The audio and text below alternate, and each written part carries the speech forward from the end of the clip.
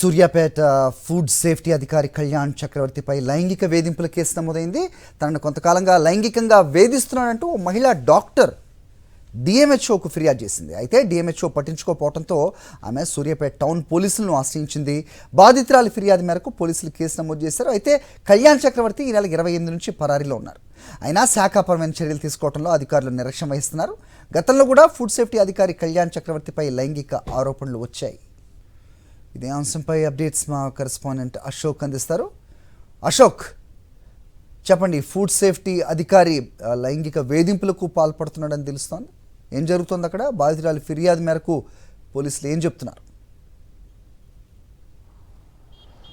Kamareddy DMHO లైంగిక వేధింపుల ఆరోపణ ఘటన మరో ముందుకే సూర్యాపేటలో కూడా ఫుడ్ సేఫ్టీ అధికారి, జిల్లా ఫుడ్ సేఫ్టీ అధికారిగా ఉన్నటువంటి అసంక్రమిత వ్యాధుల నివారణ అధికారిగా ఉన్నటువంటి కళ్యాణ్ చక్రవర్తిపై కూడా అదే రకమైనటువంటి ఆరోపణలు వచ్చాయి.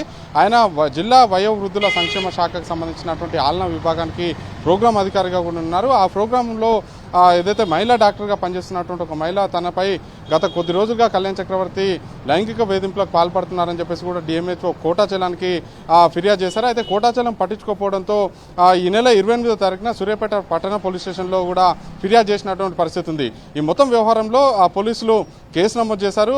కళ్యాణ్ చక్రవర్తిపై కేసు నమోదు చేసినటువంటి నేపథ్యంలోనే ప్రస్తుతం ఆయన ఈ నెల 28 నుంచి కూడా పరారులో ఉన్నట్లు కూడా మనకైతే సమాచారం అందుతుంది. అయితే విషయం జిల్లా ఎస్పీ రాహుల్ హెగ్డే దృష్టికి వెళ్ళినటువంటి నేపథ్యంలోనే ఆయన సీరియస్గా దీని మీద దృష్టి పెట్టారు. జిల్లా డిఎంహెచ్ఓతో పాటు జిల్లా కలెక్టర్ కూడా లేఖ రాశారు.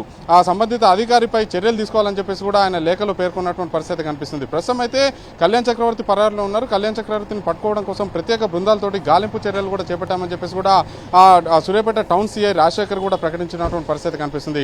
ఈ వ్యవహారం ప్రస్తుతం అయితే జిల్లాలో సంచలనంగా మారింది. కళ్యాణ్ చక్రవర్తిని ఈరోజు సాయంత్రం లేదా రేపు ఉదయం వరకు కూడా అరెస్టు చేస్తామని చెప్పేసి కూడా పోలీసులు అయితే ప్రకటిస్తున్నారు. ఓకే అశోక్.